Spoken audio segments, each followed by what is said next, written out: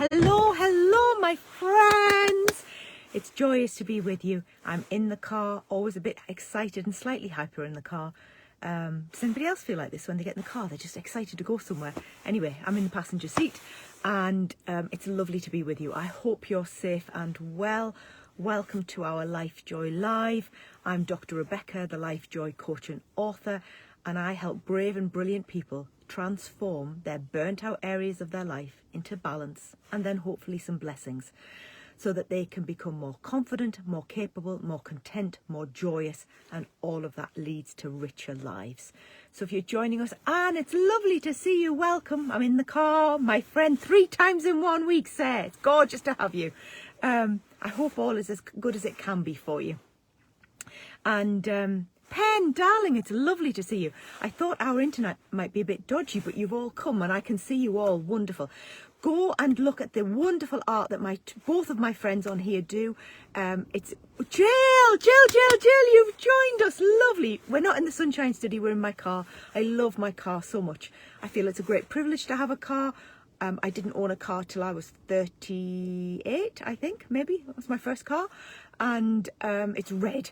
And I had my mummy in this car. And I never ever want, I mean, I may have to sell it, but I never ever want to forget how wonderful it was to have her in this front seat. So, and my granny was in the first car that I ever drove, and she used to say, "Dearest, may I be of any assistance?" And she'd start pressing and poking things. Wasn't good. Oh, my darling treasure, Anna Wilson is here. It's lovely to have you. So, welcome, welcome, welcome. I thought I would do top 10 tips for managing your energy today. I've done 2 other Facebook Lives this week, but this is the one where I hope I have most expertise. And to me, energy, money. Simon, hello, my friend. If you're just joining us, please comment. It's lovely to have you with us. And management of energy, whether it's physical, mental, emotional or spiritual, I think is one of our core component parts of living as well as we can. Now, I have to often deal with a lack of physical energy, and I've had to overcompensate on the other areas, but also find a million coping strategies. Wi-Fi, Anna, because Kevin Dinsdale, long story, is doing stuff. Nequas, Keystra, I could give you a whole load of sciencey names of stuff. So, managing energy takes great skill, but I have about a million coping strategies for that, and sharing those I think will help. Simon, I'm with you till 1, I hope. Wonderful. I shall finish just before then. But managing your energy, and if you don't have to do this, you are living a hugely privileged life. Please always remember that. If you can do the things you want to do in life, you can manage physically, you can manage mentally and emotionally, and you can be refilled with your own spirituality and faith, then you're doing very, very well. Always remember that as a baseline. So I help a lot of people with chronic fatigue, with ME, with chronic fatigue and other conditions, long COVID, epilepsy, anxiety, depression, things that are long-term difficulties for our minds and our bodies. So also, and often people come to me who lack confidence, but they want some confidence in their public speaking. They want to know how to write a book and how to just live with more joy. So that's what I do, and I hope these top 10 tips help. I was going to do 7, but I thought, no, we'll do 10. I love more. The first thing that I talk about all the time with my one-to-one clients, and had a huge journey to get there myself, was knowing your own worth. Energy often gets depleted when we don't know our own worth, and it just gets spent and used and drained, and it's just unmanageable, and then somebody's left unwell or depleted. So when we start from the premise that it's all right to be wise, it's all right and wise to look after you, and therefore you can look after everybody else well, I'm not a huge advocate of saying you matter and you're worth it. I never say those kinds of phrases. But what I do say is more profoundly spiritual, is that you are fearfully and wonderfully made, and to be respectful of that. And when you're respectful of that, you take better care of yourself. And for me, taking care of yourself starts with an inward knowledge that you're here for a loving purpose and we need more of you. There. And we can't have more of you if you're not well and you're not in the world. So knowing your own worth is a great measure, without being in the least bit arrogant or full of yourself, but just knowing that it's wise to look after yourself. So that's the first one. Now, I was thinking about the words energy and the word around it. And I remember hearing in my physics lessons, I think Simon will know this too, is that about kinetic and potential energy. And I loved the word potential energy, because when I grasped that, we had a lot of illness in our house, and it was about what was still within us. And my brave and brilliant dad has three wonderful phrases that he says very frequently, and he has hourly adversity, and you never hear a word of fuss, and I learn everything from him. He has, it's there to be had. And I love that. And he said that to me one of his stays in hospital, and they'd written him off and they told us to go away and, you know, prepare for the end. And I remember he was in that bed, desperately thin, desperately unwell. And he just said to me, Beck, I walked to that end shower this morning. I remember that, the corridor where the shower was. And he said, so I couldn't move a week ago. He said, so it's there to be had. And he whispered it to me. He had no breath in him to say it. It's there to be had. And that was on one of the worst days. It's there to be had. So that's a courageous statement, but it's about the potential that's in us. Now, that doesn't mean that where we are now isn't valuable, or who we are isn't valuable. But the possibilities I find still so exciting. And one of the things that I find most rewarding in my one-to-one work, which is a great privilege, is that I see potential realised. I see it maximised. I see people think, what would be possible? So the issue of potential energy, if you're lacking somewhere now in one of your energy tanks, mental, physical, spiritual or emotional, and you know it's very depleted, think about the potential you could have. And often we get, the wrong goals or very big ones. So you think about, well, I can't run a marathon, so there's no point. But you can walk to the end of the road. I can't walk to the end of the road. What's the point in trying to walk to the shower? What's the point in trying to go and pick up the post? There's always great point in a small efforts. So potential energy. If there's a hint of evidence, then use that evidence for all of your motivation. He says, I can and I will. Absolutely. And with you on his side, my darling, nothing could be better. Dorothy Byrne, it's beautiful to be with you. We're in the car. I'm just talking about energy, Dorothy, and I'm on point 2, the potential that's within us. But also, just because things are reduced, it doesn't mean we can't. Lola, I think I saw Lola. Oh, my darling, it's lovely to have you. Lola, Lola, darling. Welcome. I'm in the car. I'm talking about energy, especially when it's depleted and is difficult to manage. I'm saying realise your worth and that you must manage it carefully, and realise the potential that's in you if you are depleted, because there's always something you can try, I'm pretty certain, to make a bit of progress or certainly not get worse. So the potential that's within you. Remember also to be realistic in life. There are seasons and stages for us, and to expect our bodies and minds to be that which they were when we were 20 or 19 or 15 is maybe unrealistic. But if you are compassionate and kind to yourself about what you can manage, then you are much more likely to be efficient. Kev says something to me very frequently. He says, when I was 19, I was indestructible. He said I could run 10, 15, 20 miles a day. I could do football and all the things. Big university life and never be tired. Eat what I like, run what I like, burn it off. Everything's fine. And obviously he's not 19 anymore. And to be respectful of what you've had, that's lovely, but to be realistic also about where you are. And one of the biggest tools for managing physical energy for me as well as mental, and works very well with all my clients, is use your diary. Now, even if you're unwell or depleted, the diary is still your best friend. Diaries are not, and planners and apps on your phone or diaries or whatever they are not just for healthy people who are functioning at a top end. They are for everybody to make the most of what they do. If you've got a big thing coming up, we bubble wrap it round with rest and preparation before and afterwards. And I often say to clients, rest before a big thing is better serving than paying for it later. It's like kind of debt that it's credit union debt there rather than loan shark debt afterwards.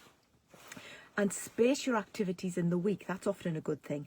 And if you can't, and you have to go boom, boom, boom, boom, boom, is that you put in some breathing gaps, or that you put in a compensatory rest before and after.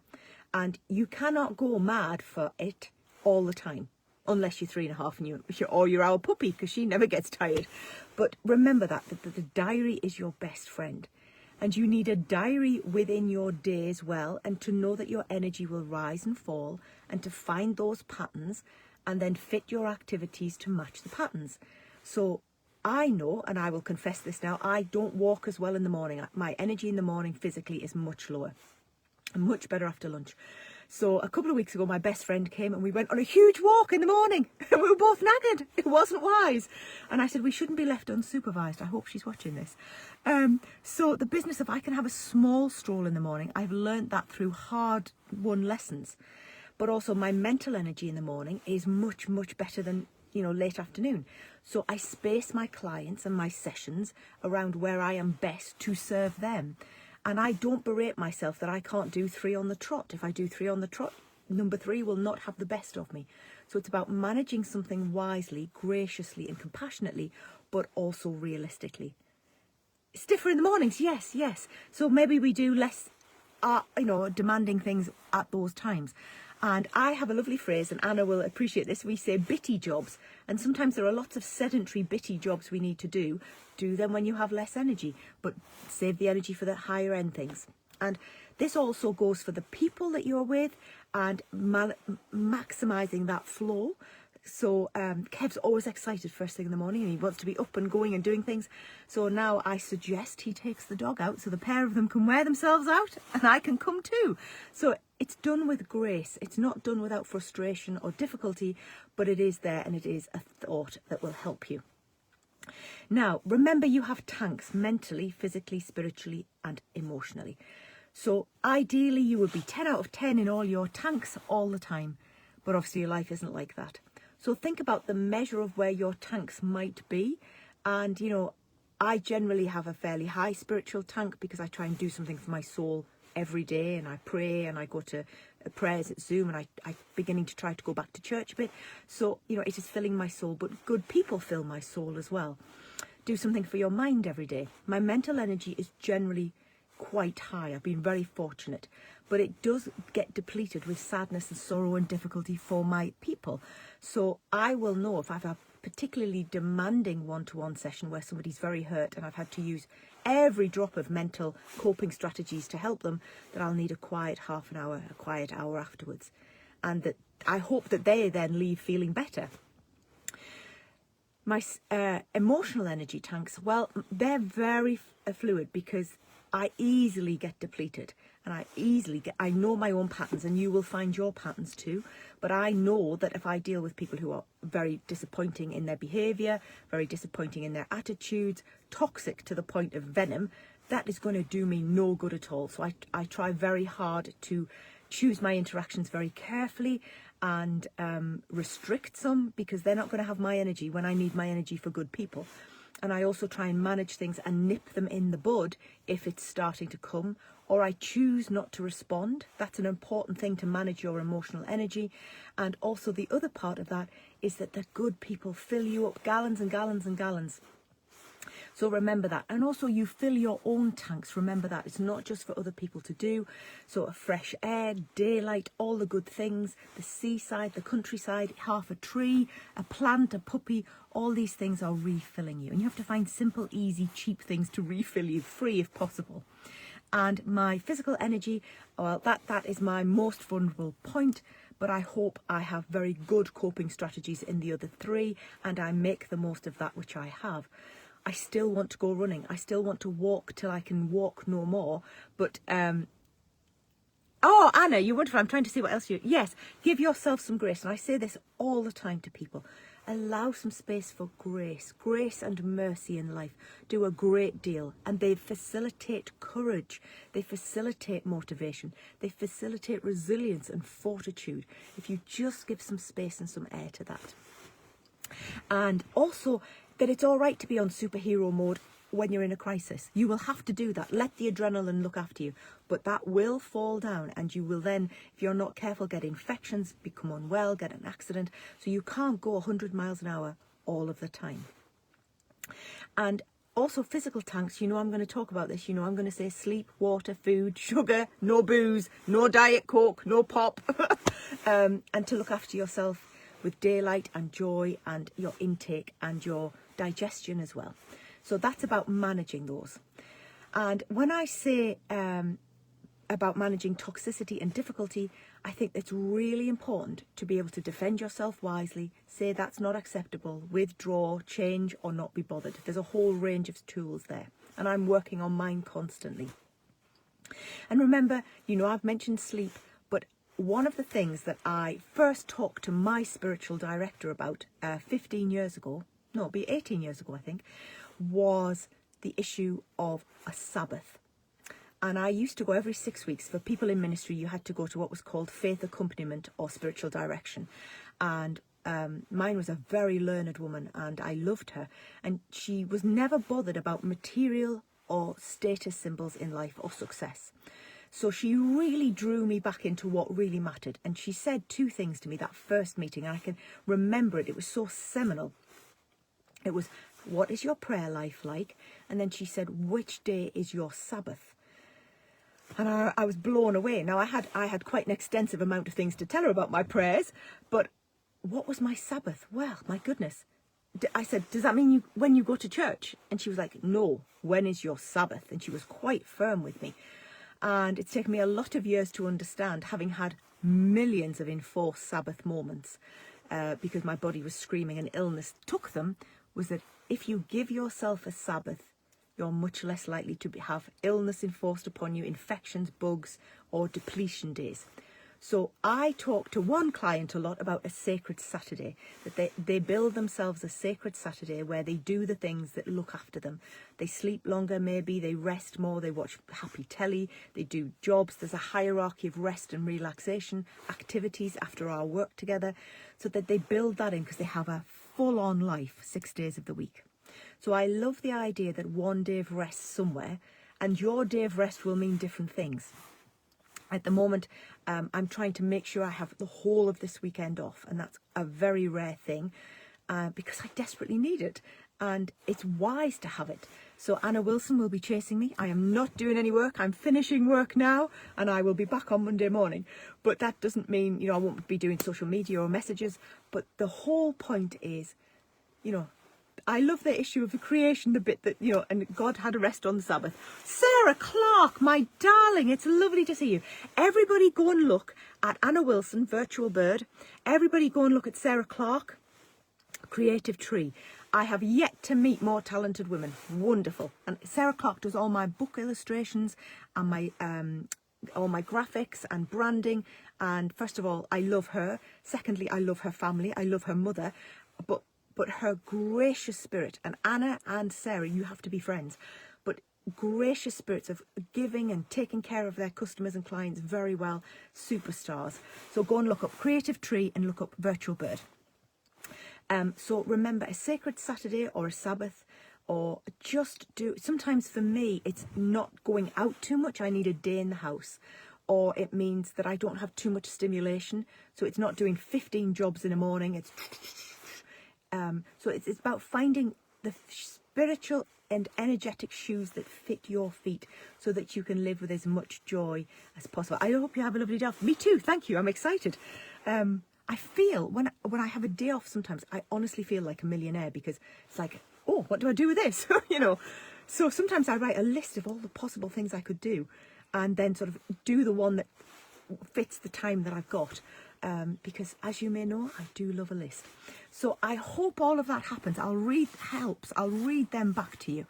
Managing your energy. Realise that you must manage it. Unless you're supersonic, everybody has to manage their energy. Realise your worth and that you can't run after the whole world until you're looked after. You can run after the world after you've done that. Secondly, remember the potential that's in you. If you're lacking somewhere, imagine